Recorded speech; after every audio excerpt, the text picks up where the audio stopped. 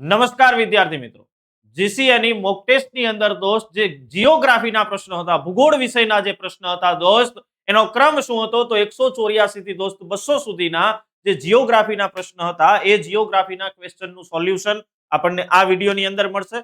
તો 184 થી 200 સુધીના પ્રશ્નનું દોસ્ત શું જવાબ આવે છે એ જવાબને આપણે જોઈએ. તો 184મો પ્રશ્ન છે. સૌથી પહેલા તો ગ્રીનવિચ રેખા ઇંગ્લેન્ડના ગ્રીનવિચ શહેરમાંથી પસાર થાય છે, બરાબર? તો યસ, સાચું છે. વિધાન ધ્યાનમાં લેવાના છે. પછી કર્કવૃત અમદાવાદ પાસેથી પસાર થાય છે. ઓકે, ચલો, અમદાવાદ પાસેથી પસાર થાય છે. આંતરરાષ્ટ્રીય દિનાંતર રેખા વાંકી ચૂકી છે. યસ, તો અહીંયા જવાબ આવે દોસ્ત સાચા ગોતવાના છે. સાચા તો આપેલ તમામ ભાઈ 1 2 ને 3 1 2 3 બધાય સાચા, બરાબર? એટલે ઓપ્શન ડી છે દોસ્ત, એ આપણો જવાબ છે.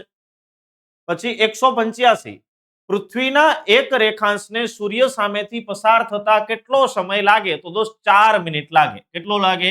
4 મિનિટ જેટલો સમય છે એ લાગતો હોય છે. એના પછી 186 ની અંદર નીચેના પૈકી કયા વિધાનો સાચા છે? સાચા વિધાન ગોતવાના છે. તો કેવા ગોતવાના છે? સાચા ગોતવાના છે 186 ની અંદર. તો પ્રસ્તર ખડકો સ્તરની નીચે સિયાલ સ્તર ગ્રેનાઇટ ખડકોનું બનેલું છે. ઓકે, ચલો, સાચું છે ભાઈ. સિયાલ સ્તરની નીચેનું સ્તર સીમા મુખ્યત્વે સિલિકા અને મેગ્નેશિયમના તત્વો ધરાવે છે.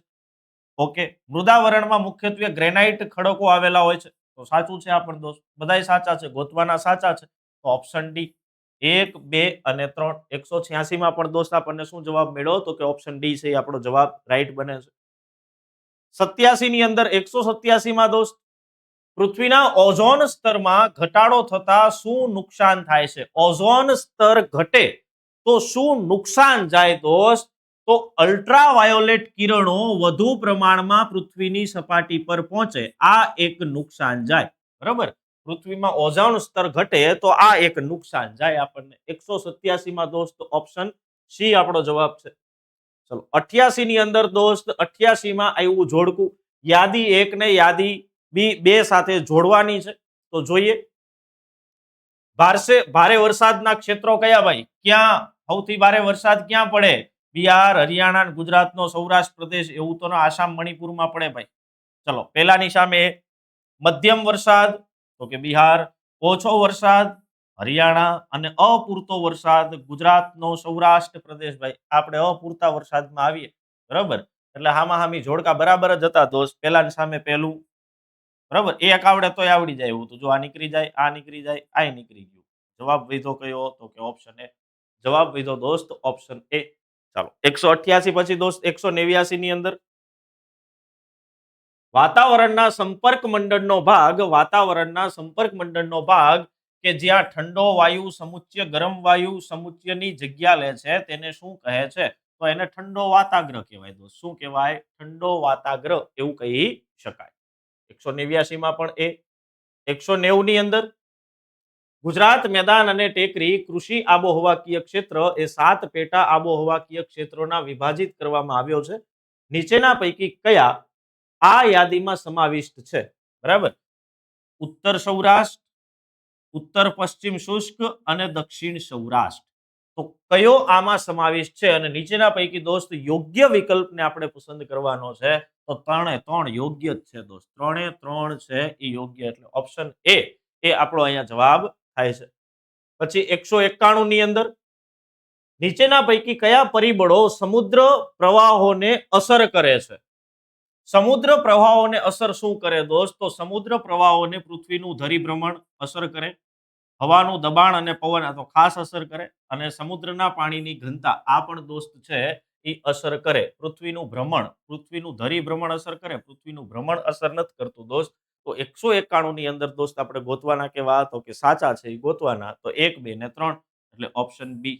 કયો જવાબ છે દોસ્ત? ઓપ્શન બી એ આપણો જવાબ રાઈટ બન્યો 191 માં. ચલો, 92 ની અંદર સમુદ્રની ઊંડાઈ માપવા કયું સાધન વપરાય?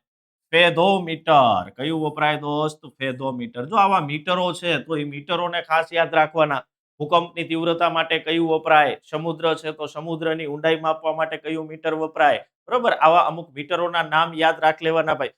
ચલો, 193 ની અંદર ઉષ્ણકટિબંધીય ચક્રવાતમાં કયો ભાગ શાંત હોય છે? ઉષ્ણકટિબંધીય ચક્રવાતમાં દોસ્ત આખ ભાગ જે છે એ શાંત હોય છે. પછી 94 ની અંદર ભારતના નીચેના પૈકી કયા પર્વતો સ્તરભંગ ક્રિયાથી જ રચાયેલા છે? કયા પર્વતો સ્તરભંગ ક્રિયાથી છે એ રચાયેલા છે દોસ્ત? તો નીલગિરી, સાતપુડા, અરવલ્લી એમાં નો આવે દોસ્ત, અરવલ્લી નો આવે. બરોબર, એટલે આપણો જવાબ શું આવે? તો કે 1 અને 2. 1 અને 2 છે એ 194 માં આપણો જવાબ મળ્યો, ઓપ્શન એ. પછી 195 માં ભૂકંપીય તરંગો નીચેના પૈકી ખાલી જગ્યામાં સૌથી ઝડપ પ્રવાસ કરે છે? તો 195 ની અંદર દોસ્ત એના ઓપ્શન અહીંયા છે: ઘન, પ્રવાહી, વાયુ કે પ્રવાહી અને વાયુ. તો 195 માં પણ દોસ્ત ઘન આવશે. જવાબ શું આવશે આપણો? ઘન આવશે. પછી 196, ભારતની અંદર ચંદનના વૃક્ષો માટે કયું રાજ્ય પ્રખ્યાત છે? ચંદનના વૃક્ષો માટે ભાઈ કયું રાજ્ય પ્રખ્યાત આવશે દોસ્ત? તો કર્ણાટક આવશે ભાઈ. કયું આવશે? કર્ણાટક આવશે. કર્ણાટક છે ચંદનના વૃક્ષો માટે પ્રખ્યાત છે. ચલો, એના પછી 197 નંબરમાં દોસ્ત જૈવાવરણ આરક્ષિત ક્ષેત્રને તે જ્યાં સ્થિત છે તે રાજ્યોની જોડી આપેલ છે. સાચો જવાબ પસંદ કરો. જૈવ આરક્ષિત ક્ષેત્રને દોસ્ત જોડવાના છે. તો 197 ની અંદર દોસ્ત જોડી સાચી છે, એ જોડવાની છે. તો નંદાદેવી ઉત્તરાખંડ, પછી મન્નરનો અખાત તમિલનાડુ, માનસ નાગાલેન્ડ, બરાબર, અને પન્ના મધ્યપ્રદેશ. તો યસ, 1, 2 અને 4 જે છે દોસ્ત એ સાચા અહીંયા આપણને જોવા મળે. તો ઓપ્શન સી આપણને દેખાય છે. ઓપ્શન સી આપણને દોસ્ત જોવા મળે છે. ચલો, એના પછી 197 પછી દોસ્ત 198 નંબરનો પ્રશ્ન: ગુજરાતની ગોરાટ જમીનો એટલે શું? ગોરાટ જમીનો કોને કહેવામાં આવે દોસ્ત? તો જૂની કાંપવાળી જે જમીન છે એને ગોરાટ જમીન કહેવાય. જૂના કાંપની જે જમીનો હોય દોસ્ત એને ગોરાટ જમીન કહેવામાં આવે છે. પછી એકલારા અને આરસોડિયા શાના માટે પ્રસિદ્ધ છે? એકલારા અને આરસોડિયા જે છે એ શાના માટે પ્રસિદ્ધ છે દોસ્ત? તો એ ચિનાઈ માટી માટે પ્રસિદ્ધ છે. શેના માટે પ્રસિદ્ધ છે દોસ્ત? ચિનાઈ માટે છે. ચિનાઈ માટી માટે છે એ પ્રસિદ્ધ છે. અને છેલ્લો પ્રશ્ન 200 નંબરનો: વસ્તી ગણતરી 2011 અનુસાર જિલ્લાઓનો નીચે પૈકી કયો ક્રમ આદિજાતિ વસ્તીના સૌથી વધુ અને સૌથી ઓછી વસ્તી પ્રમાણમાં યોગ્ય ક્રમ છે? બરાબર, આદિજાતિ વસ્તીનો યોગ્ય ક્રમ વસ્તી ગણતરીના આધારે દોસ્ત ગોતવાનો છે. તો સૌથી પહેલા તો દોસ્ત ડાંગ આવે. કયું આવે? ડાંગ આવે. તો ડાંગ તો બધાયમાં આપ્યું ભાઈ, ડાંગ તો બધાયમાં આપ્યું છે. ચલો, એના પછી દોસ્ત તાપી આવે. બરાબર, તો તાપી શેમાં આપેલું છે? તો કે સાહેબ ડાંગ અને તાપી આ બે માં આપ્યું છે. એટલે આ તો નીકળી ગયા, આ તો નીકળી ગયા ભાઈ. તાપી પછી દોસ્ત નર્મદા આવે. કયો આવે? તાપી પછી છે નર્મદા આવે. સાહેબ ઉપાધિ કરાવી, નર્મદા આપ્યો છે. પછી પછી કયો આવે દોસ્ત? તો કે પછી આવે સાહેબ દાહોદ આવે. દાહોદ આવે દોસ્ત. કયો આવે? દાહોદ. તો યસ, દાહોદ આપણને ક્યાં જોવા મળે? તો કે દાહોદ છે એ અહીંયા જોવા મળે. દાહોદ છે અહીંયા જોવા મળે. ચલો, આ તો નીકળી જ જતું હતું કે નર્મદાથી જ ખબર પડી જતી હતી. અને છેલ્લે આવે દોસ્ત વલસાડ. ડાંગ, તાપી, નર્મદા, દાહોદ અને વલસાડ આ એનો સાચો ક્રમ છે દોસ્ત. બરોબર, તો આ 200 માં દોસ્ત આપણો જવાબ કયો આવ્યો? ઓપ્શન બી છે એ આપણો સાચો જવાબ 200 નંબરના પ્રશ્નમાં આપણને મળે છે. તો દોસ્ત આ મોક ટેસ્ટની અંદર જે જીઓગ્રાફીના પ્રશ્નો હતા દોસ્ત એ આવા કંઈક હતા ને એના જવાબ છે એ આવા આપણને મળતા હતા. Thank you so much.